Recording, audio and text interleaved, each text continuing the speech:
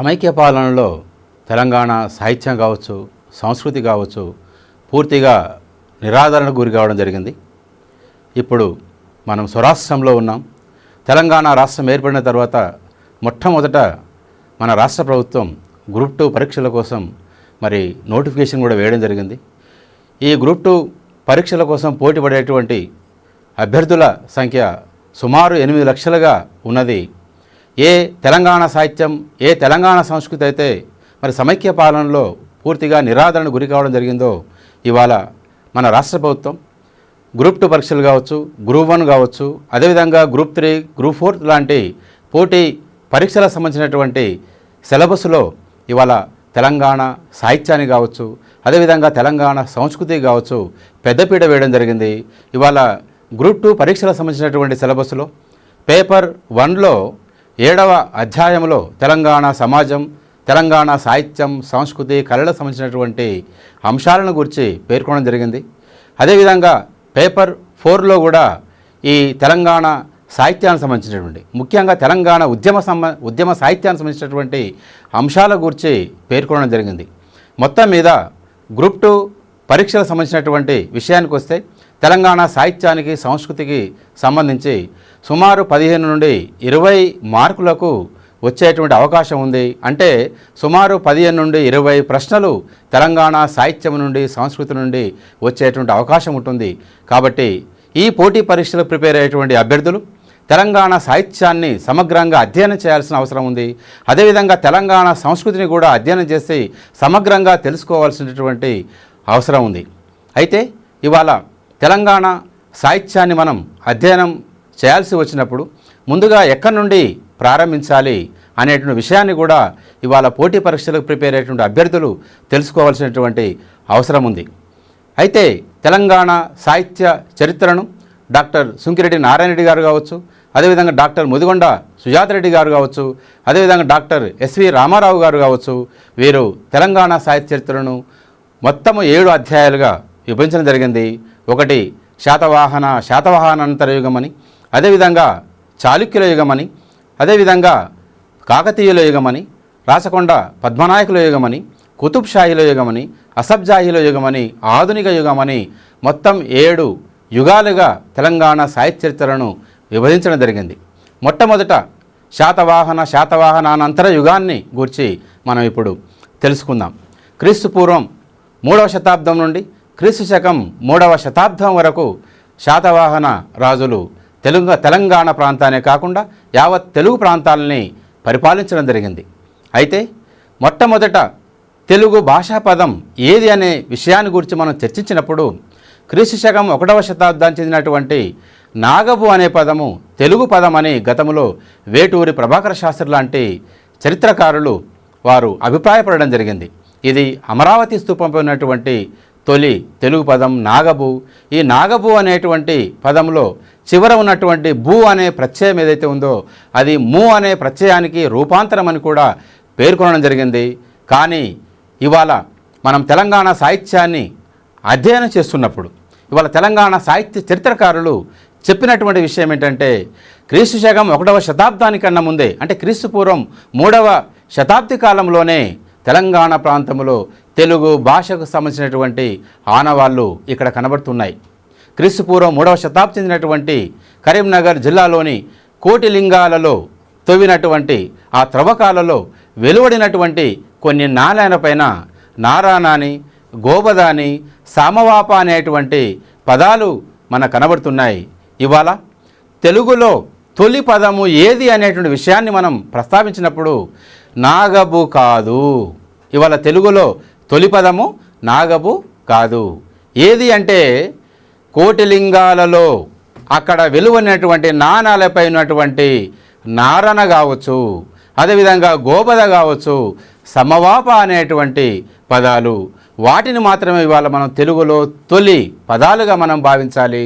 కాబట్టి ఇవాళ తెలంగాణ సాహిత్యాన్ని మనం అధ్యయనం చేస్తున్నప్పుడు ఇలాంటి విషయాల్ని ఇవాళ తెలంగాణ సాహిత్యానికే ఎక్కువగా ప్రాధాన్యతనిస్తూ ఇవాళ పోటీ పరీక్షల్లో అడిగే అవకాశం ఉంటుంది. కాబట్టి ప్రతిదీ కూడా ఇవాళ తెలంగాణ ప్రాంతాన్ని దృష్టిలో ఉంచుకొని తెలంగాణ సాహిత్యాన్ని కావచ్చు, అందులో ముఖ్యంగా కవులు, రచయితలు, కళాకారులు ఈ తెలంగాణ ప్రాంతంలో ఉన్నటువంటి సంస్కృతి అంటే కళలు, కళారూపాలు, అదేవిధంగా పండుగలు, జాతరలు, ఇటువంటి వాటిని గురించి కూడా సమగ్రంగా అధ్యయనం చేయాల్సిన అవసరం ఎంతైనా ఉందని ఈ సందర్భంగా మీకు నేను తెలియజేస్తున్నాను.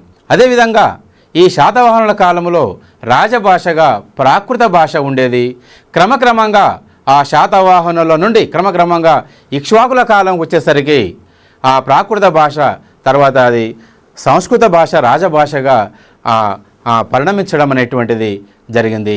అయితే శాతవాహన కాలంలో ప్రధానంగా చెప్పుకోదగ్గటువంటి మనం కవుల విషయానికి వస్తే క్రీస్తు పూర్వం 2వ శతాబ్దానికి చెందినటువంటి కుంతల శాతకర్ణి ఆస్థానంలో శర్వవర్మ అనేటువంటి సంస్కృత పండితుడు, అదేవిధంగా గుణాఢ్యుడు అనేటువంటి గొప్ప రచయిత ఉన్నారనే విషయాన్ని మనం గుర్తుంచుకోవాలి.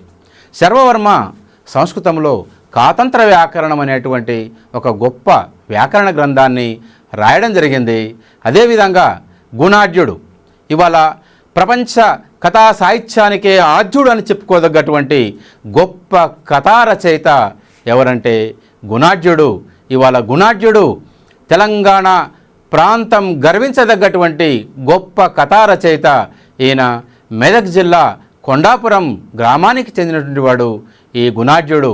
ఇవాళ తెలంగాణ ప్రాంతంలోనే కాకుండా మొత్తం తెలుగు ప్రాంతంలో ఏకైక లిఖిత రచయిత, మొట్టమొదటి లిఖిత రచయిత ఎవరు అంటే గుణాఢ్యుడు అని చెప్పుకోవచ్చు. అలాంటి గుణాఢ్యుడు మన తెలంగాణ ప్రాంతానికి చెందినటువంటి వాడు.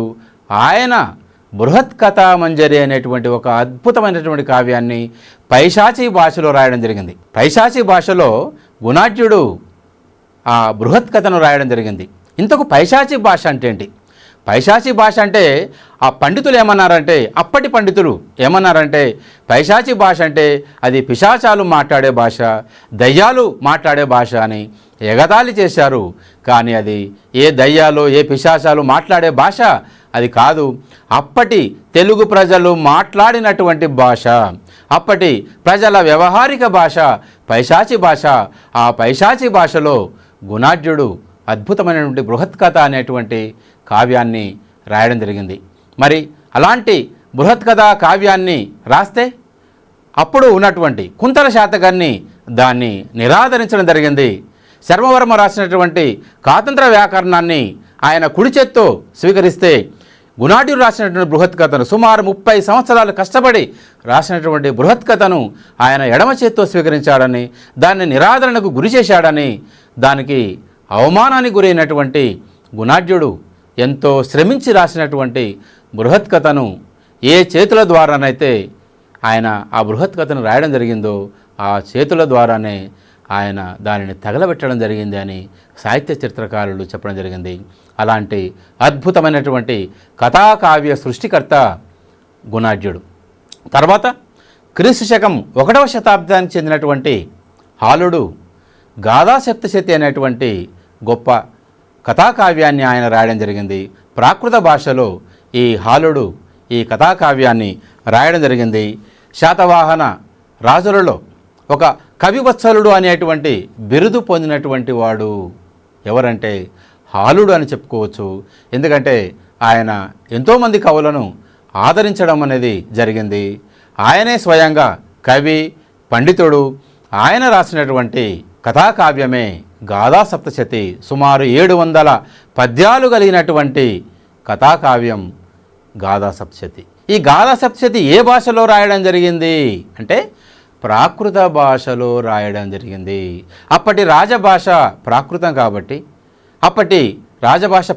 కాబట్టి ఆ ప్రాకృత భాషలో హాలుడు గాథా సప్తశతి అనేటువంటి కావ్యాన్ని రాయడం జరిగింది.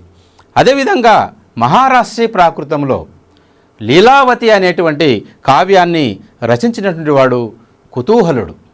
మహారాష్ట్రీ ప్రాకృతానికి సంబంధించినటువంటి భాషలో కుతూహలుడు లీలావతి అనేటువంటి కావ్యాన్ని రాసినవాడు కుతూహలుడు. హాలుడు రచించిన గాథా సప్తశతిలో కూడా కొన్ని తెలుగు పదాలు మనకు కనబడుతున్నాయి. అందులో ముఖ్యంగా అత్త, పత్తి, పడ్డ, పిల్ల, పొట్ట లాంటి తెలుగు పదాలు మనకు కనిపిస్తున్నాయి. అంటే క్రీస్తు శకం 1వ శతాబ్ది నాటికే తెలుగు పదాలు ఈ గాథా సప్తశతిలో మనకు కనబడుతున్నాయి.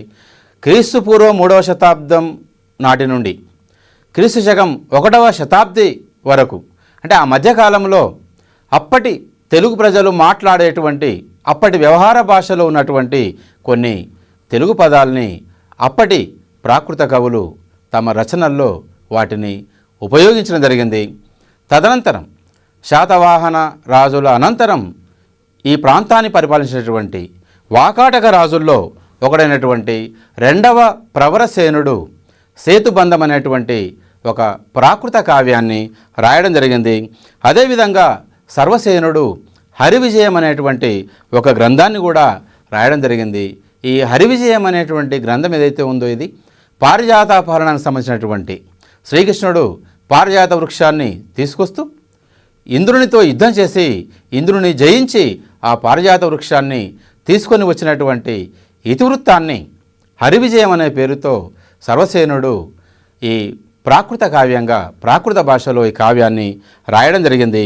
ఇక తెలంగాణలో శాసనాలు మొదట ప్రాకృత భాషలో, ఆ తర్వాత సంస్కృత భాషలో కొన్ని శాసనాలు కూడా వేయడం జరిగింది. అయితే తెలంగాణలో మొట్టమొదటి ప్రాకృత శాసనం ఏదంటే గోవిందరాజ విహార అనేటువంటి ప్రాంతంలో, గోవిందరాజ విహార అనేటువంటి ప్రాంతంలో ఒక శాసనం వేయబడింది. ఈ శాసనాన్ని గోవిందవర్మ విష్ణుకుండినుల రాజుల్లో ఒకడైనటువంటి గోవిందవర్మ ఈ శాసనాన్ని వేయడం జరిగింది.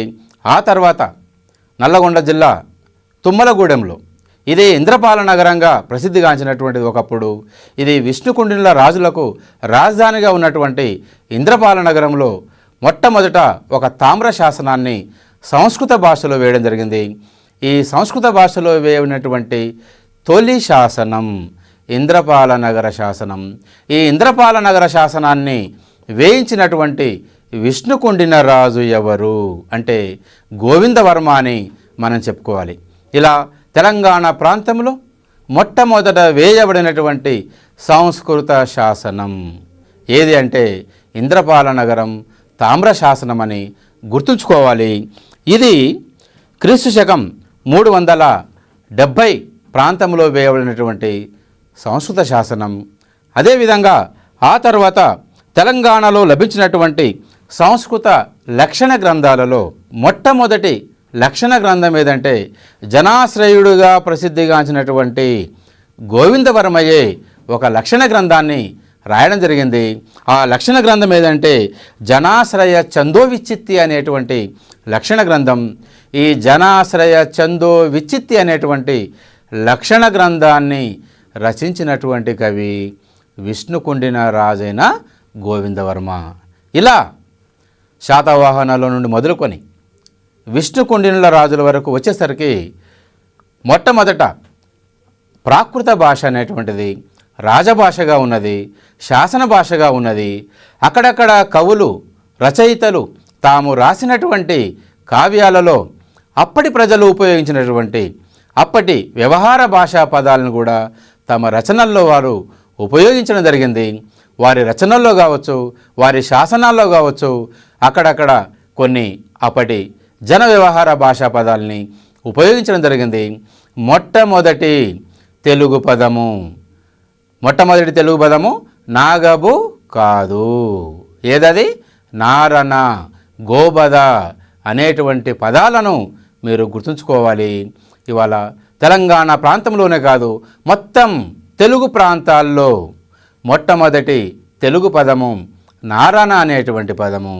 ప్రశ్నగా వస్తే తెలుగు పదం ఏది, మొట్టమొదట తెలుగు ప్రాంతాల్లో ఉన్నటువంటి తెలుగు పదం ఏది అనేటువంటి ప్రశ్న వచ్చినప్పుడు నారాయణ అనేటువంటి పదము, ఈ నారాయణ అనే పదము ఎక్కడ కనబడుతుంది అంటే, ఏ ప్రాంతంలో కనబడుతుందంటే ఇది కరీంనగర్ జిల్లాలోని కోటిలింగాలలో తవ్వబడినటువంటి తవ్వకాలలో వెలువడిన నాణాలపైన ఈ నారాయణ అనే పదము, అదేవిధంగా గోబద అనేటువంటి పదము ఉన్నది.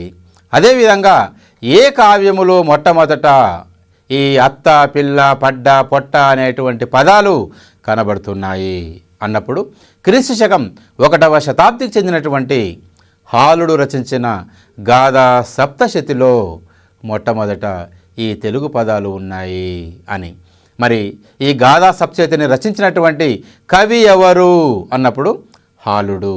ఈ హాలుని గల బిరుదు ఏది అని అన్నప్పుడు కవివత్సలుడు అనేటువంటి బిరుదును మనం గుర్తుంచుకోవాలి. అదేవిధంగా ఈ గాథా సప్తశతి ఏ భాషలో రాయబడింది అన్నప్పుడు ఈ గాథా సప్తశతి ప్రాకృత భాషలో రాయబడింది. గాథా సప్తశతిలో ఉన్నటువంటి పద్యాల సంఖ్య ఎంతంటే 700 పద్యాలు.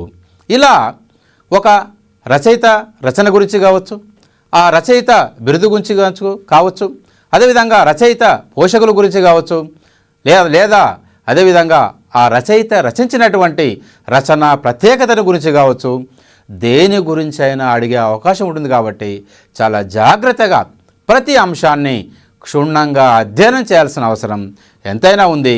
ఎందుకంటే ఒక్క మార్కు చాలు మన భవిష్యత్తును తలకిందులు చేయడానికి. కాబట్టి ప్రతి బిట్టును ప్రతి అంశాన్ని క్షుణ్ణంగా అధ్యయనం చేయాల్సినటువంటి అవసరం ఉంది. అదేవిధంగా తెలుగు ప్రాంతాల్లో మొట్టమొదటి లిఖిత రచయిత ఎవరు అన్నప్పుడు గుణాఢ్యుడు అనేటువంటి విషయాన్ని మనం గుర్తుంచుకోవాలి. గుణాఢ్యుడు ఏ కాలానికి చెందినవాడు అంటే క్రీస్తుపూర్వం 2వ శతాబ్దికి చెందినవాడు. ఎవరి ఆస్థాన కవి అంటే కుంతల శాతకర్ణి ఆస్థాన కవి. కుంతల శాతకర్ణి ఆస్థానంలో ఉన్నటువంటి మరొక సంస్కృత పండితుడు ఎవరంటే శర్వవర్మ అనేటువంటి విషయాన్ని మర్చిపోవద్దు. ఆయన రాసినటువంటి వ్యాకరణ గ్రంథము ఏది?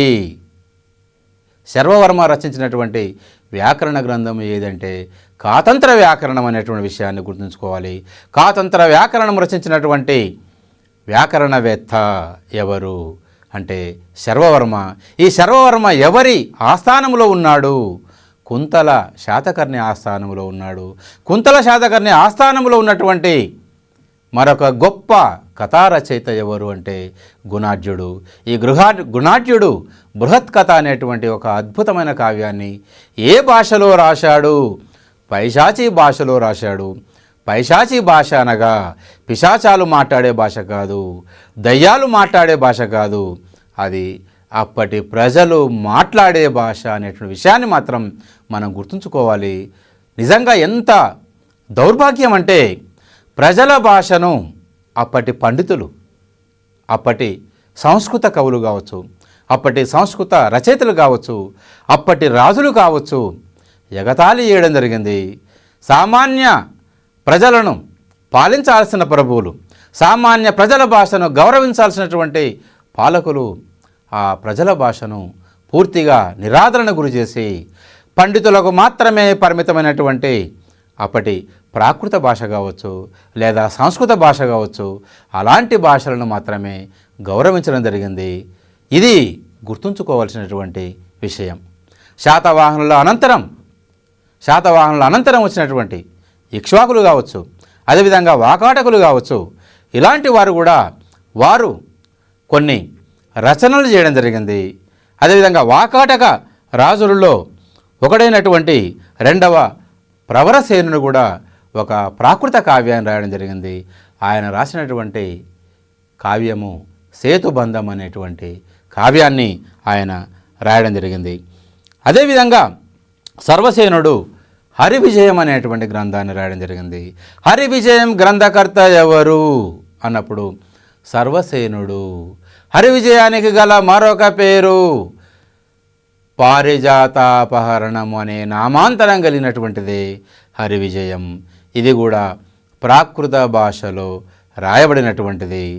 తెలంగాణ ప్రాంతములో లభిస్తున్నటువంటి తొలి సంస్కృత శాసనం ఏది అన్నప్పుడు ఇంద్రపాల నగర తామ్ర శాసనం.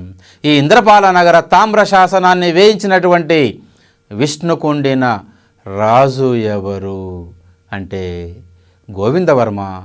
విష్ణుకుండినుల రాజధాని ఏది అన్నప్పుడు ఇంద్రపాల నగరం.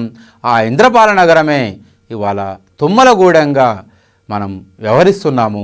ఈ తుమ్మలగూడెం ఎక్కడో లేదు, నల్లగొండ జిల్లా రామన్నపేట మండలములో ఉన్నది.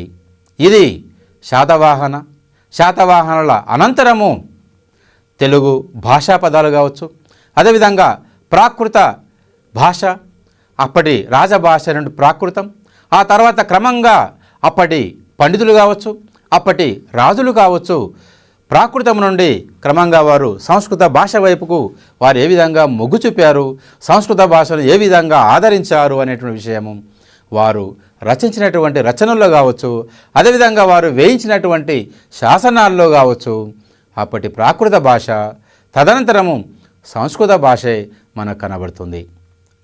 ఇది మీరు గుర్తుంచుకోవాలి. శాతవాహనుల అనంతరం ఆ తర్వాత వాకాటకులు, ఇక్ష్వాకులు పరిపాలించిన తర్వాత తెలుగు ప్రాంతాన్ని పరిపాలించినటువంటి రాజుల్లో ముఖ్యులు రాష్ట్రకూటులు, చాళుక్యులు. అయితే వీరి కాలంలో తెలుగు భాషలో కొన్ని శాసనాలు రావడం జరిగింది. వీరికన్నా ముందు ప్రాకృత భాషలో, సంస్కృత భాషలో శాసనాలు వెలువడితే ఈ చాళుక్యుల కాలంలో తెలుగు భాషలో గద్య శాసనాలు, అదేవిధంగా పద్య శాసనాలు కూడా రావడం జరిగింది. రాష్ట్రకూట రాజైనటువంటి అమోఘవర్షుడు కన్నడ భాషలో రచించినటువంటి చందో గ్రంథాలు కవిరాజ మార్గము, రత్నమాలిక అనేటువంటి గ్రంథాలు. ఈ రెండు కూడా ఛందస్సుకు సంబంధించినటువంటి గ్రంథాలే. అవి కవిరాజ మార్గ అనేటువంటిది ఒకటి, రత్నమాలిక అనేటువంటి గ్రంథం మరొకటి. ఈ రెండింటినీ రచించినటువంటి రాష్ట్రకూట రాజు ఎవరంటే అమోఘవర్షుడు. ఈ అమోఘవర్షుడు ఏ భాషలో రాశాడు? కన్నడ భాషలో రాశాడు అనేటువంటి విషయాన్ని గుర్తుంచుకోవాలి. తెలంగాణ ప్రాంతంలో వేయబడినటువంటి తొలి గద్య శాసనం ఏది అనేటువంటి విషయాన్ని మీరు తప్పనిసరిగా గుర్తుంచుకోవాలి. ఎందుకంటే ఇలాంటి ప్రశ్నల్ని అడిగే అవకాశం ఎక్కువగా ఉంటుంది. తెలంగాణ ప్రాంతంలో వేయబడిన తొలి గద్య శాసనం ఇది కొరివి శాసనం. ఈ కొరివి శాసనాన్ని వేయించినటువంటి రాజు ఎవరంటే ముదిగొండ చాళుక్య రాజైనటువంటి నిరవధ్యుడు ఈ కొరివి శాసనాన్ని వేయించాడు. క్రీస్తు శకం 930 ఆ ప్రాంతంలో ఈ కొరివి శాసనాన్ని వేయించడం జరిగింది. ముదిగొండను రాజధానిగా చేసుకొని పరిపాలించినటువంటి రాజుల్లో నిరవధ్యుడు ఒకడు. ఈయనే ఈ కొరివి శాసనాన్ని వేయడం జరిగింది. తెలంగాణ ప్రాంతంలో తొలి గద్య శాసనం ఏది అన్నప్పుడు కొరివి శాసనం అనేటువంటి విషయాన్ని గుర్తుంచుకోవాలి. ఈ కొరివి శాసనం వేయబడినటువంటి కాలం సుమారుగా క్రీస్తు శకం 930 ఆ ప్రాంతమని సాహిత్య చరిత్రకారులు నిర్ధారణకు రావడం జరిగింది. అయితే తెలుగు ప్రాంతంలో మొట్టమొదట తెలుగు భాషలో గద్య శాసనాలు వేయించినటువంటి ఖ్యాతి ఎవరికి దక్కుతుందంటే రేనాటి చోళులకు దక్కుతుంది. క్రీస్తు శకం 6వ శతాబ్దిలో, అంటే క్రీస్తు శకం 575 కాలంలో మొట్టమొదట ఈ గద్య శాసనం ఎక్కడ అంటే ధనంజయుడు వేయించినటువంటి, రేనాటి చోళరాజు అనేటువంటి ధనంజయుడు కలమల్ల శాసనం వేయించడం జరిగింది. కలమల్ల అనేటువంటి ప్రాంతంలో ఒక శాసనం, అదేవిధంగా కడప జిల్లా కమలాపురం సమీపంలో ఉన్నటువంటి ఎర్రగుడిపాడు వద్ద మరొక శాసనాన్ని వేయించడం జరిగింది. ఇప్పటి వరకు మనం తెలుగు ప్రాంతంలో లేదా తెలుగు భాషలో వేయబడినటువంటి తొలి గద్య శాసనం ఏది అన్నప్పుడు రేనాటి చోళరాజు అయినటువంటి ధనంజయుడు వేయించిన కలమల్ల శాసనం లేదా ఎర్రగుడిపాడు శాసనం అని చెప్పుకుంటున్నాం. ఇవాళ మనం తెలంగాణ కోణంలో, తెలంగాణ భాషా సాహిత్యాల సంస్కృతి ఈ కోణంలో మనం అధ్యయనం చేయాలి కాబట్టి, మనం తెలంగాణ సాహిత్యానికి ప్రాధాన్యత ఇవ్వాలి కాబట్టి ఇవాళ తెలంగాణ ప్రాంతంలో వేయబడినటువంటి తొలి గద్య శాసనం ఏది అంటే కొరివి శాసనం అని చెప్పుకోవాలి. ఈ కొరివి శాసనాన్ని వేయించినటువంటి రాజు ఎవరంటే నిరవధ్యుడు. ఈ నిరవధ్యుడు ముదిగొండ చాళుక్య రాజు, ముదిగొండ రాజధానిగా చేసుకొని పరిపాలించినటువంటి వాడు.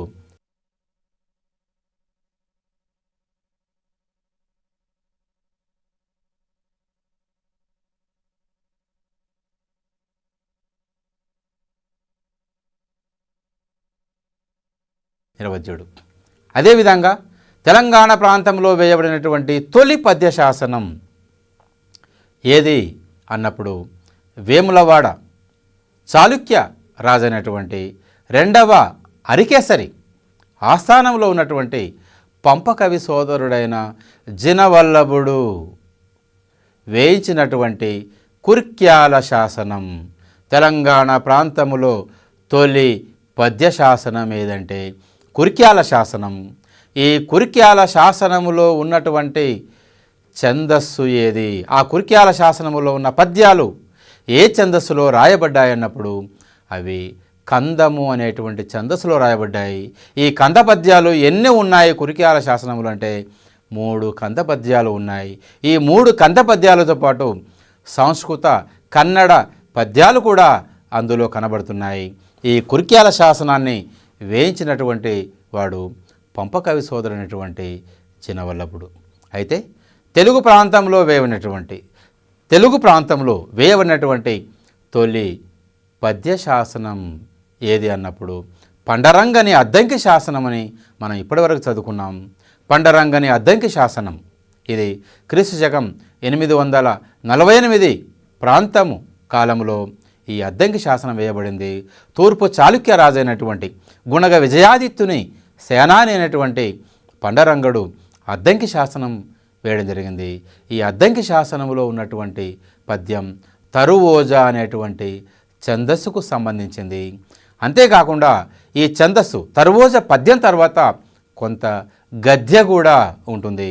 కాబట్టి ఇది పూర్తి పద్యాత్మకమైనటువంటి శాసనం కాకుండా పద్య గద్యాత్మకమైనటువంటి శాసనం ఏదంటే పండరంగని అద్దంకి శాసనం. చంపు పద్ధతిలో రాయబడినటువంటి శాసనం ఏది అంటే పండరంగని అద్దంకి శాసనం. ఇది తెలుగు ప్రాంతాల్లో తెలుగులో మొట్టమొదట వేయబడినటువంటి తొలి పద్య శాసనం పండరంగడు వేయించినటువంటి అద్దంకి శాసనం. ఆ తర్వాత గుణగ విజయాదిత్యుడు కందుకూరి శాసనం కూడా వేయించాడు. ఈ కందుకూరి శాసనంలో ఉన్నటువంటి ఛందస్సు సీసంలో ఈ కందుకూరి శాసనం వేయబడింది. తర్వాత విర్యాల కామసాని గూడూరు శాసనంలో కూడా పద్యాలు కనబడుతున్నాయి. అవి ఆ కామసాని గూడూరు శాసనంలో 3 చంపకమాలలు 2 ఉత్పలమాలలు ఉన్నటువంటిది. వృత్తములతో కూడినటువంటి తొలి శాసనం ఏది అన్నప్పుడు విర్యాల కామసాని గూడూరు శాసనం అని చెప్పుకోవచ్చు. వృత్తపద్యాలు అనేటువంటి అటు చంపకమాలలు ఉత్పలమాలలు అంటే 3 చంపకమాలలు 2 ఉత్పలమాలలతో కూడినటువంటి తొలి వృత్త పద్య శాసనం ఏది అని అన్నప్పుడు అది విర్యాల కామసాని వేయించినటువంటి గూడూరు శాసనం. ఇందులో 3 చంపకమాలలు 2 ఉత్పలమాలలు ఉన్నాయి. అయితే తెలంగాణ ప్రాంతంలో వేయబడినటువంటి తొలి పద్య శాసనం ఏది అన్నప్పుడు కుర్క్యాల శాసనం అనే విషయాన్ని గుర్తుంచుకోవాలి. ఈ కుర్క్యాల శాసనం వేయబడిన కాలం క్రీస్తు శకం 940 ప్రాంతంలో ఈ శాసనాన్ని వేయడం జరిగింది. అయితే పంపకవి సోదరుడైనటువంటి జినవల్లభుడే ఆయనే స్వయంగా రచించి ఈ శాసనాన్ని వేయడం జరిగింది. రెండవ అరికేసరి ఆస్థానములో ఉన్నటువంటి పంపకవి అటు కన్నడంలోను ఇటు తెలుగులో కూడా రచనలు చేశాడు. కన్నడంలో ఆయన ఆది కవిగా ఎంతో ప్రసిద్ధిగాంచాడు. ఆ కన్నడ భాషలో రచించినటువంటి రచనలు చాలా సుప్రసిద్ధాలు. అవి ఆది పురాణము, విక్రమార్జున విజయం అనేటువంటి 2 గ్రంథాలు.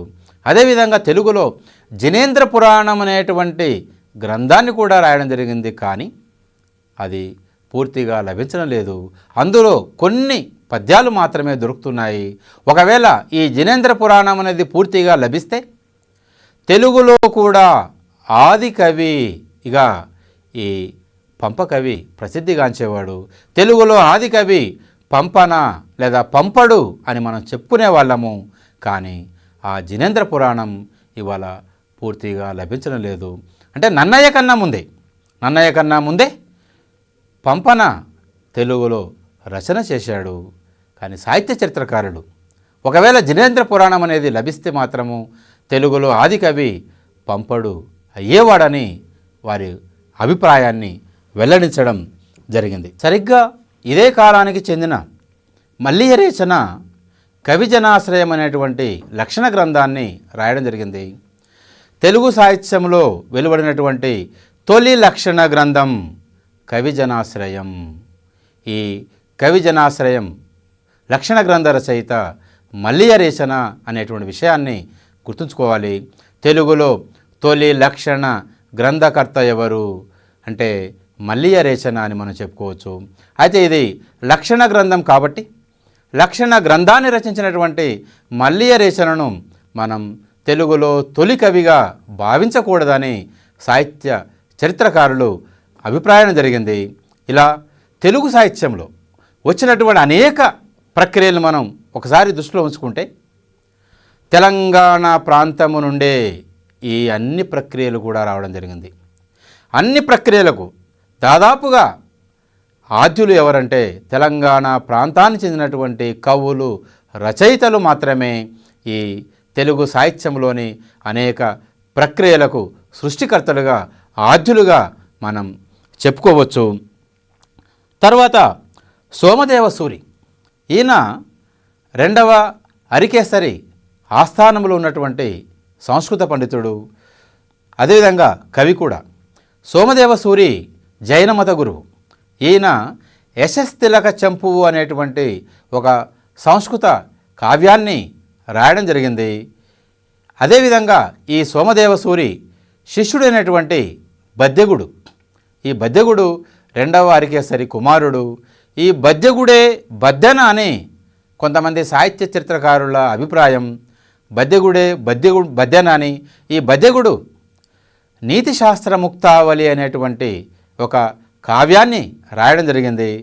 అదేవిధంగా సుమతీ శతకం అనేటువంటి ఒక నైతిక విలువలతో కూడినటువంటి శతకాన్ని కూడా రాయడం జరిగింది అని సాహిత్య చరిత్రకారులు అభిప్రాయపడడం జరిగింది. అయితే మొత్తం మీద రెండవ అరికేసరి కుమారుడైనటువంటి బద్దెగుడు ఈయన నీతిశాస్త్ర ముక్తావళి అనేటువంటి గ్రంథాన్ని రాయడం జరిగింది. ఈ బద్దెగుని యొక్క గురువు ఎవరంటే సోమదేవ సూరి. సోమదేవ సూరి రచించినటువంటి కావ్యము యశస్తిలక చంపు అనేటువంటి కావ్యము. దీనిని సంస్కృత భాషలో రాయడం జరిగింది. ఈ బద్దెగుడే బద్దెన అని కొంతమంది సాహిత్య చిత్రకారుల అభిప్రాయం. అందుకే బద్దెన రచించినటువంటి నైతిక విలువలతో కూడినటువంటి శతకం ఏది అంటే సుమతి శతకం. ఇలా వేములవాడ చాళుక్యుల్లో ఒకడైనటువంటి రెండవ అరికేసరి ఆయన తెలుగులో మొట్టమొదట శాసనాలు వెలువడడానికి ఆద్యుడయ్యాడు. అదేవిధంగా ముదిగొండ చాళుక్యరాజైనటువంటి నిరవజ్యుడు కూడా తెలుగులో శాసనాలు వెలువడడానికి కారకుడు కావడం జరిగింది. అదేవిధంగా ఈ చాళుక్యుల తర్వాత కందూరి చోడులు నల్లగొండ, మహబూబ్నగర్, వరంగల్ కొంత ప్రాంతాన్ని, తెలంగాణలో కొంత ప్రాంతాన్ని పరిపాలించడం జరిగింది. ఈ కందూరి చోళుల్లో ఒకటైనటువంటి ఒకటవ గోకర్ణుడు గోకర్ణ ఛందస్సు అనేటువంటి గ్రంథాన్ని, అదేవిధంగా ఉదయాదిత్యుడు ఉదయాదిత్యాలంకారం అనేటువంటి గ్రంథాన్ని రాయడం జరిగింది. సరిగ్గా ఈ కాలానికి చెందినటువంటి వాడే వేములవాడ భీమకవి. అయితే వేములవాడ భీమకవి ఆయన రచించినటువంటి రచనలు మాత్రం ఇప్పుడు లభించడం లేదు. కానీ ఆయన రాఘవ పాండవీయము, శతకంఠ రామాయణము, నృసింహ పురాణం అనేటువంటి ఒక అద్భుతమైనటువంటి కావ్యాలను రాయడం జరిగిందని, వాటిని నన్నయ్య నాశనం చేశాడని అప్పకవి తన రచనల్లో పేర్కొనడం జరిగింది. ఒకవేళ ఈ వేములవాడ భీమకవి రచించినటువంటి రచనలే లభ్యమైతే తెలుగులో ఆదికవి వేములవాడ భీమన కవి అయ్యేవాడు. అయితే శ్రీనాథుని కాలం నాటి వరకు కూడా శ్రీనాథుడు తాను రచించినటువంటి శృంగార నైషధంలో వచయంతు వేములవాడ భీమన భంగి ఉద్దొండలీల ఒక్కొక్క మాటు భాషంతు నన్నయ్య బట్టు మార్గంబున ఉభయవా ప్రౌఢి ఒక్కొక్క మాటు అని ఆయన చెప్పుకున్నాడు. అంటే మొట్టమొదట శ్రీనాథుడు వేములవాడ భీమకవిని స్మరించుకున్న తర్వాతనే నన్నయ్యను ఆయన స్మరించుకోవడం జరిగింది. అంటే తెలుగు సాహిత్యంలో ఒక కవి తాను రచన చేస్తున్న సందర్భంలో తనకన్నా ముందున్నటువంటి కవులను స్తుతించేటువంటి లేదా గుర్తుకు తెచ్చుకునేటువంటి సంప్రదాయం కనబడుతుంది.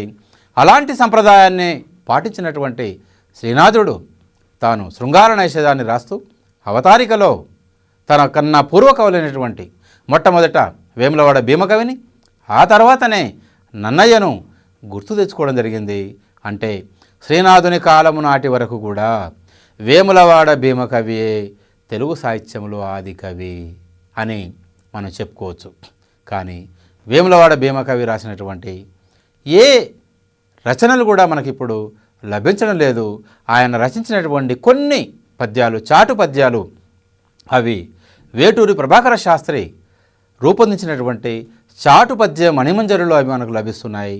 తెలుగులో శాసనాలని వేయించినటువంటి ఖ్యాతి అటు రేనాటి చోరులకు, ఇటు తెలంగాణ ప్రాంతాన్ని పరిపాలించినటువంటి ముదిగొండ చాళుక్యులకు, వేములవాడ చాళుక్యులకు దక్కుతుందని చెప్పవచ్చు. వీరి అనంతరం యావత్ తెలుగు ప్రాంతాన్ని పరిపాలించినటువంటి రాజులు కాకతీయ రాజులు. నిజంగా తెలుగు సాహిత్యంలో ఒక స్వర్ణయుగంగా భావించవచ్చు ఈ కాకతీయుల కాలాన్ని.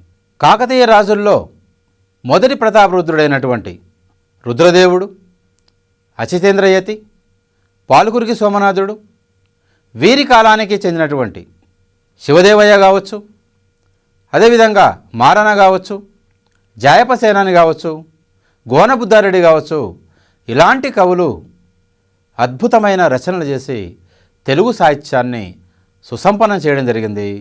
అందుకే తెలుగు సాహిత్యంలో స్వర్ణయుగంగా పరిగణించబడినటువంటి కాలం ఎవరిదంటే కాకతీయ రాజులది అని మనం ఘంటాపదంగా చెప్పుకోవచ్చు. వీరి కాలంలో వచ్చినటువంటి సాహిత్య ప్రక్రియలు అనేకం ఉన్నాయి. ఒక ద్విపద కావచ్చు, ఉదాహరణ కావచ్చు, రగడ కావచ్చు, అష్టకం కావచ్చు, శతకం కావచ్చు, ప్రబంధం కావచ్చు, అదేవిధంగా ఇంకా లక్షణ గ్రంథాలు కావచ్చు. ఇలాంటి అనేకమైనటువంటి గ్రంథాలు ఈ కాకతీయుల కాలంలో రావడం జరిగింది. అయితే మొదటి ప్రతాపరుద్రుడు ఆయన రాజే కాకుండా స్వయంగా మంచి రచయిత కూడా. ఈయన రచించినటువంటి గ్రంథం నీతిసారం. నీతిసారం గ్రంథ రచయిత ఎవరు అంటే మొదటి ప్రతాపరుద్రుడు. ఇతని అసలు పేరు రుద్రదేవుడు. ఈ రుద్రదేవుడు నీతిసారం అనేటువంటి గ్రంథాన్ని సంస్కృత భాషలో, తెలుగు భాషలో రాశాడని చెప్తారు. అంటే సంస్కృత భాషలో ఆయనే రాశాడు, తెలుగు భాషలో కూడా ఆయనే రాశాడని మరి సాహిత్య చరిత్రకారులు అభిప్రాయపడడం జరిగింది. తర్వాత 1000 స్తంభాల గుడిలో రుద్రదేవుడు వేయించినటువంటి శాసనం రచయిత ఎవరు అంటే అచితేంద్రయతి. అచితేంద్రయతి ఈ 1000 స్తంభాల గుడి శాసనాన్ని వేయించడం జరిగింది. అయితే దీన్ని వేయించినటువంటి ప్రభు రుద్రదేవుడైతే ఆ శాసనం రచయిత అచితేంద్రయతి. అద్భుతమైనటువంటి శాసన రచన చేయడంలో దిట్ట అచితేంద్రయతి. తొలిసారిగా స్వతంత్ర రచనలు చేసి, తెలుగులో స్వతంత్ర రచనలు చేసి అనేకమైనటువంటి సాహిత్య ప్రక్రియలకు ఆద్యుడైనటువంటి కవి పాల్కురికి సోమనాథుడు. ఈ పాల్కురికి సోమనాథుడు కూడా కాకతీయుల కాలానికి చెందినటువంటి వాడే. పాల్కురికి సోమనాథుని స్వస్థలం నేటి వరంగల్ జిల్లాలోని, వరంగల్ సమీపంలోని పాలకుర్తి అనేటువంటి గ్రామం. తల్లి శ్రీయాదేవి, తండ్రి విష్ణురామిదేవుడు. పాల్కురికి సోమనాథుడు రాజాస్థానాన్ని ఆశ్రయించకుండా నిజంగా తెలంగాణ ప్రాంతంలో ఉన్నటువంటి కవులకు, ఆంధ్ర ప్రాంతానికి చెందినటువంటి కవులకు చాలా తేడా ఉన్నది. ఆంధ్ర ప్రాంతానికి చెందినటువంటి కవులు అందరూ కూడా దాదాపుగా 90% మంది కవులు, రచయితలు రాజాస్థానాల్లో ఉండి రాజాశ్రయాన్ని పొంది సుఖాల్లో తేలియాడి అద్భుతమైనటువంటి కావ్యాలను రాసినవారు. ప్రజలకు దూరంగా ఉండి ప్రజాపక్షాన ఉండకుండా కవిత్వం రాసినవారు ఆంధ్ర ప్రాంతానికి చెందిన కవులు. కానీ తెలంగాణ ప్రాంతానికి చెందినటువంటి కవులు, రచయితలు దాదాపుగా రాజాస్థానాలను నిరసించి రాజాస్థానాలకు దూరంగా ఉండి కవిత్వం రాసిన వారే ఎక్కువగా కనబడతారు. అటువంటి వారిలో చెప్పుకోదగ్గ కవి, తొలి స్వతంత్ర కవి పాలకురికి సోమనాథుడు. తెలుగు మాటలనంగవలదు వేదముల కొలదేకా చూడు అన్నాడు. తెలుగు భాషలో రచన చేయడం అంటే ఎంతో ధైర్యంతో కూడుకున్నది. ఆ రోజుల్లో ఏ కవైనా అప్పటి ప్రజల భాషలో రచనలు చేస్తే అవమానానికి గురయ్యేవాడు. సంస్కృత పండితులు కావచ్చు, సంస్కృత కవులు కావచ్చు, చివరిగా రాజులు కూడా తెలుగు కవుల్ని నిరాదరణకు గురి చేసినటువంటి సందర్భం. అందుకే ప్రజల భాషలో రచన చేయాలంటే ఎంతో దమ్ము ఉండాలి. అలా దమ్ముతో కూడినటువంటి గొప్ప సాహసవంతుడైనటువంటి కవి పాలకురికి సోమనాథుడు. ఓ పండితులారా, ఓ కవులారా, నేను రాసేటువంటి రచన తెలుగు భాషతో కూడుకున్నటువంటిది. తెలుగు భాషలో నేను రచన చేస్తున్నాను. అందుకే తెలుగు మాటలనంగవలదు, తెలుగు భాష సంబంధమైనటువంటి పదాలని మీరు ఎగతాళి చేయకండి. మీరు మీ సంస్కృత భాషను, మీ పండిత భాష అయినటువంటి దేవ భాషగా ఏ విధంగానైతే మీరు పరిగణిస్తున్నారో, నేను నా మాతృభాష, నా ప్రజల భాష అయినటువంటి తెలుగు భాషను నేను దేవ భాషగా భావిస్తాను. మీరు మీ సంస్కృత భాషను ఎంతగా గౌరవిస్తున్నారో, నేను నా ప్రజల భాషను నేనంతగా గౌరవిస్తాను అని ప్రకటించుకున్నటువంటి వాడు పాలకురికి సోమనాథుడు. ఒక సాహసోపేతమైన నిర్ణయంతో ఆయన అచ్చ తెలుగులో రచనలు చేశాడు, జాను తెలుగులో రచన చేశాడు, అందమైనటువంటి అచ్చమైనటువంటి ప్రజల భాషలో రచన చేశాడు. అందుకే తెలుగులో ఆది కవి నన్నయ్య కాదు, పాలకురికి సోమనాథుడే అని సాహిత్య చరిత్రకారులు నిర్ధారణకు రావడం జరిగింది. ఎందుకంటే నన్నయ్యకు, పాలకురికి సోమనాథునికి చాలా వైవిధ్యం కనబడుతుంది, రచనల్లో వైవిధ్యం కనబడుతుంది. అదేవిధంగా వారి యొక్క వ్యక్తిత్వంలో కూడా మనకు వైవిధ్యం అనేది స్పష్టంగా కనబడుతుంది. నన్నయ్య రాజాస్థానంలో ఉన్నవాడు, ప్రజలకు దూరంగా ఉన్నవాడు. కానీ పాలకురికి సోమనాథుడు రాజాస్థానంలో లేనివాడు, ప్రజల పక్షాన ఉన్నవాడు. అయితే నన్నయ్య తాను రాసినటువంటి రచన అది సంస్కృత అనువాదం మాత్రమే. కానీ పాలకురికి సోమనాథుడు రాసినటువంటి రచన అది స్వతంత్ర రచన. నన్నయ్య రాసినటువంటి మహాభారత అనువాదం ఏదైతే ఉందో అది ఒక ఇతిహాస అంతర్గతమైనటువంటి కథను తీసుకొని రాయడం జరిగింది. కానీ పాలకురికి సోమనాథుడు రాసినటువంటి రచనలన్నీ తన కాలము నాటి సామాజిక సంబంధమైన అంశాలను ఇతివృత్తంగా తీసుకొని రచనలు చేశాడు. అంతేకాకుండా నన్నయ్య అనువాద కవిగా సంస్కృత ప్రాకృత భాష పదాలను ఇబ్బడి ముమ్మడిగా ప్రయోగించి రచనలు చేస్తే పాలకురికి సోమనాథుడు అచ్చమైనటువంటి తెలుగు భాషలో, అప్పటి ప్రజల భాషలో ఆయన రచనలు చేయడం జరిగింది. ఆయన రచించినటువంటి రచనల్లో ద్విపద కావ్యాలు ఉన్నాయి, ఉదాహరణలు ఉన్నాయి, రగడలు ఉన్నాయి, అష్టకాలు ఉన్నాయి, శతకం కూడా ఉన్నది. తెలుగు సాహిత్యంలో పలు ప్రక్రియలకు ఆద్యుడు ఎవరు అంటే పాలకురికి సోమనాథుడు. గొప్ప వ్యక్తిత్వం కలవాడు మాత్రమే కాదు, అద్భుతమైనటువంటి రచన వినిర్మాణం, కవిత వినిర్మాణం చేయగలిగినటువంటి ప్రజ్ఞావంతుడు పాలకురికి సోమనాథుడు. ఈ పాలకురికి సోమనాథుడు నిజంగా మన తెలంగాణ ప్రాంతానికి చెందినవాడు కావడం మనందరి అదృష్టంగా భావించాలి. పాలకురికి సోమనాథుడు రచించినటువంటి రచనల్లో ముఖ్యమైనటువంటివి ఏంటంటే బసవపురాణం కావచ్చు, పండితారాధ్య చరిత్ర కావచ్చు, అనుభవసారం, చతుర్వేదసారం, సోమనాథ భాష్యం, బసవరగడ, చెన్నమల్లు సీసములు, అదేవిధంగా వృషాధిప శతకం అనేటువంటి ముఖ్యమైనటువంటి రచనలు ఆయనవి ఉన్నాయి. సుమారు 30 పైగా ఆయన రచనలు ఉన్నాయి. ఉదాహరణ కావచ్చు, ద్విపద కావచ్చు, రగడ కావచ్చు, అష్టకం కావచ్చు, శతకం కావచ్చు, ఇలా అనేకమైనటువంటి ప్రక్రియలకు ఆద్యుడు పాలకురికి సోమనాథుడు. తెలుగులో తొలి ద్విపద కావ్యకర్త ఎవరు అంటే పాలకురికి సోమనాథుడు. తెలుగులో సంపూర్ణ శతక లక్షణాలు కలిగిన తొలి శతక కర్త పాలకురికి సోమనాథుడు. తెలుగులో తొలి ఉదాహరణ కావ్యకర్త పాలకురికి సోమనాథుడు. తెలుగులో తొలి రగడ తొలి అష్టకం రచన గావించినటువంటి వాడు ఎవరంటే పాలకురికి సోమనాథుడని ఈ విధంగా మనం చెప్పుకుంటూ పోవచ్చు. ఎన్ని క్రెడిట్లు అంటే తెలుగు సాహిత్యంలో పాలకురికి సోమనాథునికి ఉన్నటువంటి ఆ కీర్తి మరే కవికి దక్కదని మనం ఈ సందర్భంగా చెప్పుకోవచ్చు. అలాంటి పాలకురికి సోమనాథుని గురించి తప్పనిసరిగా అడిగే అవకాశం ఉంటుంది. ఇది మీరు గుర్తుంచుకోవాలి.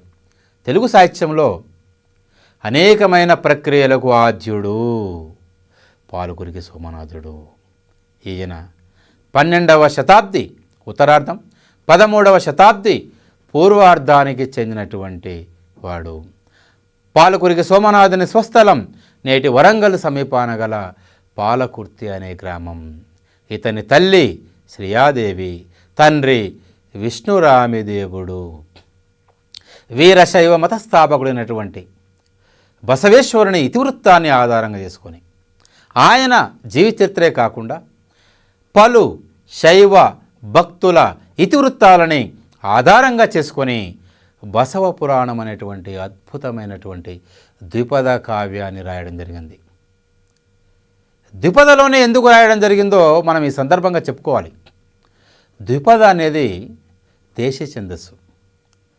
సామాన్యమైన ప్రజలు పాడుకొనడానికి వీలుగా ఉండేటువంటి ఛందస్సు ద్విపద ఛందస్సు.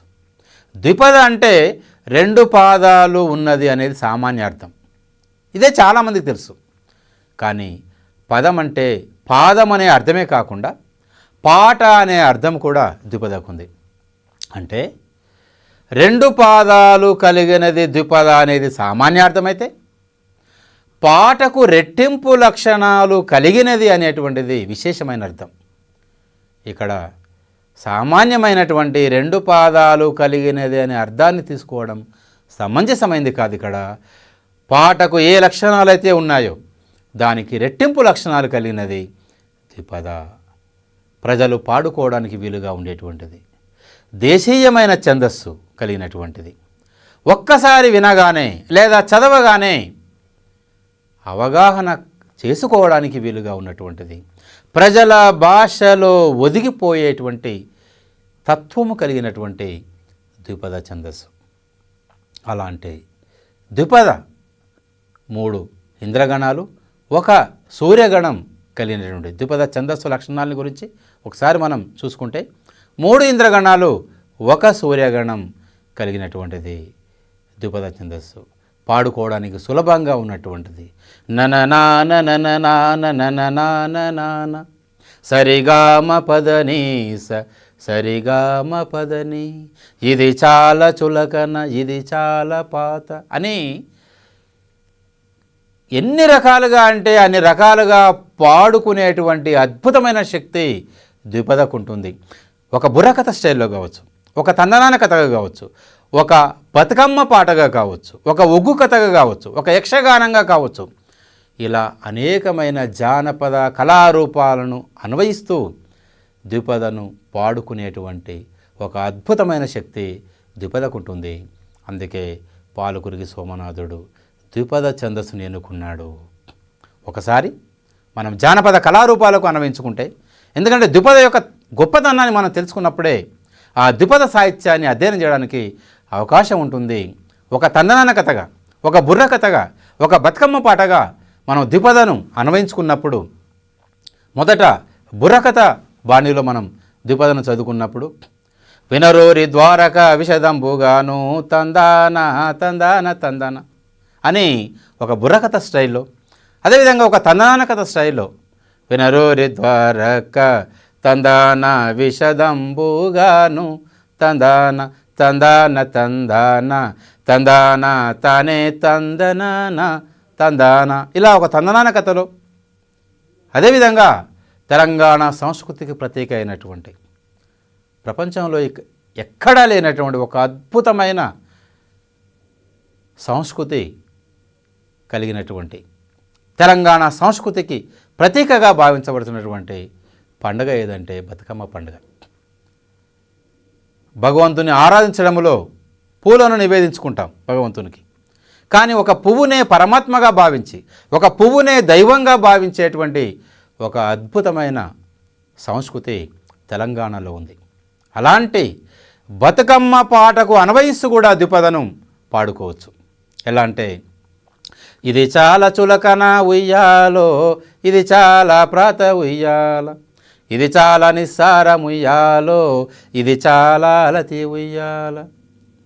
బతుకమ్మ పాటలో ప్రధానంగా వలలో, కోల్, అదేవిధంగా ఉయ్యాలో అనేటువంటి కోరసలు బాగా ఉంటాయి. గ్రామీణ ప్రాంతాల్లో పాడేటువంటి మహిళలైతే ఉయ్యాలో అని, పట్టణ ప్రాంతాల్లో పాడేటువంటి స్త్రీలైతే వలలో అని, అదేవిధంగా కోల్ అనేటువంటి కోరసల్ని బాగా ఉపయోగిస్తారు. ఇది చాలా చులకనా కోల్, ఇది చాలా ప్రాత కోల్ అని, అదేవిధంగా వలలో అని, ఇది చాలా చులకనా వలలో, ఇది చాలా ప్రాత వలలో అని, ఇలా ద్విపదను ఎన్ని రకాలుగా అంటే అన్ని రకాలుగా జానపద కళారూపాలకు అన్వయిస్తూ పాడుకునేటువంటి ఒక అద్భుతమైనటువంటి ఆ శక్తి దానికి ఉంది. కాబట్టే పాలకురికి సోమనాథుడు దేశీయమైన ఛందస్సు అయినటువంటి ఆ ద్విపదను ఎన్నుకోవడం జరిగింది. అలా ద్విపదలో ఆయన బసవపురాణము, పండితారాధ్య చరిత్ర అనేటువంటి 2 కావ్యాలను రాయడం జరిగింది. బసవపురాణం వీరశైవ మతస్థాపకుడైనటువంటి బసవేశ్వరుని యొక్క జీవిత కథతో పాటు పలువురు శైవ మత భక్తులు వారికి సంబంధించినటువంటి కథలను కూడా తీసుకొని బసవ పురాణం రాయడం జరిగింది. ప్రథమాంధ్ర సాంఘిక పురాణంగా ప్రసిద్ధిగాంచినటువంటి ద్విపద కావ్యము ఏది అంటే బసవ పురాణం అని చెప్పుకోవాలి. ప్రథమాంధ్ర సాంఘిక పురాణం, ప్రథమాంధ్ర సాంఘిక కావ్యం, ప్రథమాంధ్ర సాంఘిక ద్విపద కావ్యం ఏ విధంగానైనా అడగొచ్చు. కాబట్టి అలా బసవ పురాణానికి ఇన్ని విశిష్టతలు ఉన్నాయి. ఈ బసవ పురాణం ప్రథమాంధ్ర సాంఘిక పురాణమని, అదేవిధంగా ప్రథమాంధ్ర సాంఘిక కావ్యమని, అదేవిధంగా తొలి ద్విపద కావ్యమని ఇలా చెప్పుకోవచ్చు. అదేవిధంగా పండితారాధ్య చరిత్ర అనేటువంటి మరొక అద్భుతమైనటువంటి ద్విపద కావ్యాన్ని రాశాడు. చూడండి, పాలకురికి సోమనాథుడు ఎక్కడ కూడా ఏ పురాణాంతర్గతమైనటువంటి ఇతిహాసాంతర్గతమైనటువంటి కథలను తీసుకోకుండా తన కళ్ళ ముందు జరుగుతున్నటువంటి అనేకమైన సంఘటనలు కావచ్చు, సామాజిక సంబంధమైనటువంటి అంశాలు కావచ్చు, అలాంటి వాటిని ఇతివృత్తాలుగా తీసుకొని ఆయన కావ్యాలుగా మలచడం జరిగింది. పండితారాధ్య చరిత్ర వీరశైవ మత ప్రచారకుల్లో ఒకడైనటువంటి మల్లికార్జున పండితుని జీవితాన్ని ఆధారంగా చేసుకొని ఆయన పండితారాధ్య చరిత్ర అనేటువంటి అద్భుతమైన ద్విపద కావ్యాన్ని రాయడం జరిగింది. ఇది తొలి విజ్ఞాన సర్వస్వంగా, తెలుగులో తొలి విజ్ఞాన సర్వస్వంగా భావించబడుతున్నటువంటి కావ్యము ఏది అంటే పండితారాధ్య చరిత్ర అని చెప్పుకోవాలి. అలాంటి పండితారాధ్య చరిత్ర గ్రంథ రచయిత ఎవరు? పాలకురికి సోమనాథుడు. పండితారాధ్య చరిత్ర ఏ ఛందస్సులో రాయబడింది? ద్విపద ఛందస్సులో రాయబడింది. అదేవిధంగా విజ్ఞాన సర్వస్వంగా భావించబడుతున్నటువంటి కావ్యము ఏది అన్నప్పుడు పండితారాధ్య చరిత్ర అని చెప్పుకోవాలి. మల్లికార్జున పండితుని జీవితాన్ని ఆధారంగా చేసుకొని పాలకురికి సోమనాథుడు రచించినటువంటి కావ్యము ఏది అంటే ఏదని చెప్పుకోవాలి? పండితారాధ్య చరిత్ర. ఇలా పాలకురికి సోమనాథుడు రచించినటువంటి 2 ద్విపద కావ్యాలు తెలుగు సాహిత్యంలో విశిష్టమైనటువంటి స్థానాన్ని సంపాదించుకున్నాయి. అదేవిధంగా ఆయన రాసినటువంటి శతకం బసవా బసవా వృషాధిప అనేటువంటి మకుటంతో ఆయన రాసినటువంటి ఒక శివభక్తి ప్రబోధాత్మకమైనటువంటి ఒక అద్భుతమైనటువంటి శతకాన్ని రాశాడు. ఆ శతకమే వృషాధిప శతకం. తెలుగులో సంపూర్ణ శతక లక్షణాలు కలిగిన తొలి శతకం ఏది? వృషాధిప శతకం. ఈ వృషాధిప శతకం రచయిత పాల్కురికి సోమనాథుడు. వృషాధిప శతకం ఏ మత సంబంధమైనది? శైవ మత సంబంధమైనటువంటిది, శివభక్తి ప్రబోధాత్మకమైనటువంటిది వృషాధిప శతకం. తెలుగులో తొలి సంపూర్ణ శతక లక్షణాలు కలిగినటువంటి శతకం వృషాధిప శతకం. అయితే అంతకుముందు మల్లికార్జున పండితుడు శివతత్వసారం అనే శతకాన్ని రాశాడు. కానీ ఈ శివతత్వసారం అనేటువంటిది సంపూర్ణ శతక లక్షణాలు కలిగినటువంటిది కాదు. తెలుగులో తొలి శతకం అంటే శివతత్వసారం అని చెప్పుకోవచ్చు. కానీ ఒక శతకానికి ఉండాల్సినటువంటి లక్షణాలు సమగ్రంగా ఈ శివతత్వసారంలో లేవు. ఒక మకుట నియమం కావచ్చు, ఒక సంఖ్యా నియమం కావచ్చు, ఇవి లేనటువంటి శతకం. అందుకే తెలుగులో శివతత్వసారం అనేటువంటిది తొలి సంపూర్ణ శతక లక్షణాలు కలిగినటువంటి తొలి శతకం కాదు. మామూలుగా తొలి శతకం అంటే శివతత్వసారం అని చెప్పుకోవచ్చు.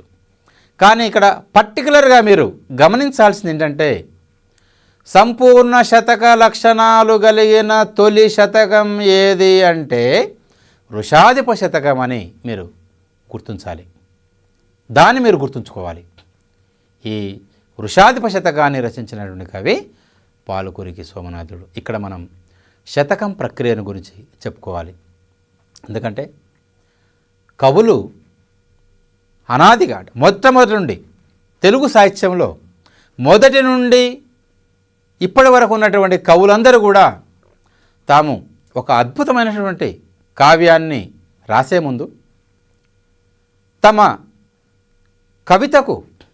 కవిత ప్రతిభను మెరుగుపరుచుకోవడం కోసం మొట్టమొదట శతకాలు రాయడం ఆనవాయితీగా వచ్చింది.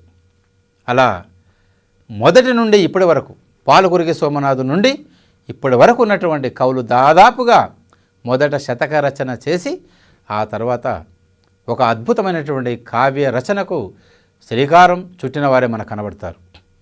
అలా పాలకురికి సోమనాథుడు వృషాధిప శతకాన్ని రాయడం జరిగింది. తర్వాత అనేక మంది కవులు కూడా శతకాలు రాయడం జరిగింది. అయితే శతకం అంటే 100 పద్యాల రచన అని. శతకానికి కొన్ని లక్షణాలు ఉన్నాయి. ఇక్కడ ముఖ్యంగా సంఖ్యా నియమం, మకుట నియమం, చందో నియమం, అదేవిధంగా ముక్తకాలుగా ఉండుట అనేటువంటివి. సాధారణంగా 100 పద్యాలు శతకానికి ఉండాలి. కానీ ఎక్కువ శతకాల్లో 108 పద్యాలు కనబడుతున్నాయి. అంటే సాధారణంగా శతకాల్లో 108 పద్యాలు ఉంటాయి. అదేవిధంగా మకుట నియమం అనేది కూడా తప్పనిసరిగా ఉండాలి శతకానికి. మకుటం అంటే కిరీటం, రాజు శిరస్సుకు అలంకరించబడేటువంటిది కిరీటం. రాజు శిరస్సుకు కిరీటం ఎంత ముఖ్యమైందో శతక పద్యాలకు మకుటం అనేటువంటిది అంత ప్రధానమైంది. అయితే ఈ మకుటాలు కూడా చాలా విధాలుగా ఉంటాయి. ఒకే ఒక పదంతో కూడుకున్నవి, అర్ధపాదముతో కూడుకున్నవి, ఒక పాదము పూర్తిగా ఉన్నటువంటివి, 2 పాదాలతో కూడినటువంటి మకుటాలు. సుమతి, భాస్కర, అదేవిధంగా కుమార, కుమారి ఇలాంటివన్నీ కూడా ఏకపద మకుటాలతో కూడినటువంటివి. అర్ధపాద మకుటాలతో ఉన్నటువంటివి బసవ వృషాధిప, అదేవిధంగా దాశరథి, కరుణ, పయోనిధి, సిరిసిరి మువ్వ ఇలాంటివి అర్ధపాద మకుటాలతో కూడినటువంటివి.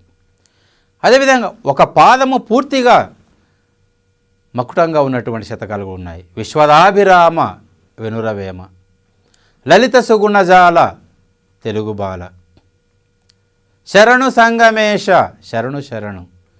ఒకే పాదము మకుటంగా ఉన్నటువంటివి. అదేవిధంగా 2 పాదాలు మకుటంగా ఉన్నటువంటి శతకాలు కూడా మనకు కనబడతాయి. ఆంధ్రనాయక శతకంలో చిత్ర చిత్ర ప్రభావ దాక్షిణ్య భావ హత విమత జీవ శ్రీకాకుళాంధ్రదేవ అని 2 పాదాలు మకుటంగా ఉన్నటువంటిది. సప్తగిరివాస కలియుగ సాధుపోష శిష్టరక్షక తిరుమల శ్రీనివాస అని నేను రాసినటువంటి శ్రీనివాస శతకములో 2 పాదాలు మకుటంగా ఉన్నటువంటి. ఇలా ఒకే ఒక పదం, అర్ధపాదం, పూర్తి పాదం, 2 పాదాలతో కూడినటువంటి మకుటాలు కలిగిన శతకాలు. తర్వాత ముక్తకాలుగా ఉంటాయి. అంటే ఒక భావ సమన్వయం అనేది లేకుండా ఏ పద్యానికి ఆ పద్యం స్వతంత్రంగా, ఒక పద్యంలోని భావానికి మరొక పద్యంలోని భావానికి ఎలాంటి సంబంధం లేకుండా శతకములోని పద్యాలన్నీ కూడా ముక్తకాలుగా ఉంటాయి. తర్వాత ఛందో వైవిధ్యం అనేది శతక లక్షణాల్లో మరొకటి. తప్పనిసరిగా శతకములోని ప్రతి పద్యము కూడా ఏదో ఒక ఛందస్సులోనే ఉండాలి. ఉంటే ఆటవిలది, లేదా తేటగీతి, లేదా సీసం, లేదా వృత్తపద్యాల్లో ఉత్పలమాల చంపకమాల, లేదా శార్దూలం మత్తేపం. ఇలా ఛందో వైవిధ్యం అనేటువంటిది కూడా శతక లక్షణాల్లో ఒకటి. తరువాత ఆత్మాశ్రయత్వం అనేటువంటిది కనబడుతుంది. తనను తాను నివేదించుకోవడం, భగవంతునికి నివేదించుకోవడం అనేటువంటిది కనబడుతుంది శతకాల్లో. ఈ ఆత్మాశ్రయత్వం, ఆత్మ నివేదనం అనేటువంటి లక్షణం కూడా శతకాల్లో కనబడుతుంది. ఇలా తెలుగులో తొలి శతకకర్త ఎవరు అంటే ఎవరని చెప్పుకోవాలి? పాలుకురికి సోమనాథుడు. తొలి శతకకర్త అంటే ఇక్కడ సంపూర్ణ శతక లక్షణాలుగా, అది మనం గుర్తుంచుకోవాలి. సంపూర్ణ శతక లక్షణాలు కలిగిన తొలి శతకాన్ని రచించినటువంటి కవి ఎవరు? పాలుకురికి సోమనాథుడు. మామూలుగా తెలుగులో తొలి శతకం అంటే శివతత్వసారం. ఇక్కడ ఆప్షన్లో తెలుగులో తొలి శతకం 1 శివతత్వసారం, 2 వృషాధిప శతకం, 3 సుమతి శతకం, 4 భాస్కర శతకం అంటాడు. తెలుగులో తొలి శతకం అంటే శివతత్వసారమనే గుర్తించాలి, శివతత్వసారమనే గుర్తించాలి. ఒకవేళ సంపూర్ణ శతక లక్షణాలు కలిగిన తొలి శతకం అంటే మాత్రం వృషాధిప శతకం అనేది గుర్తించాలి. అదేవిధంగా పాలుకురికి సోమనాథుడు బసవోదాహరణం, ఒక ఉదాహరణ అనేటువంటి ప్రక్రియకు కూడా ఆద్యుడు పాలుకురికి సోమనాథుడు. రగడ, అష్టకం ఇలా అనేకమైనటువంటి ప్రక్రియలకు సృష్టికర్త ఎవరంటే పాలుకురికి సోమనాథుడు అని మనం చెప్పుకోవాలి. కాబట్టి పాలుకురికి సోమనాథునికి సంబంధించినటువంటి ఏదేని ఒక రచన నుండి ఏదేని ఒక రచన గురించి అడిగే అవకాశం ఉంటుంది. కాబట్టి తప్పనిసరిగా పాలుకురికి సోమనాథుని రచనలని పరిశీలించాల్సిన అవసరం ఎంతైనా ఉంది.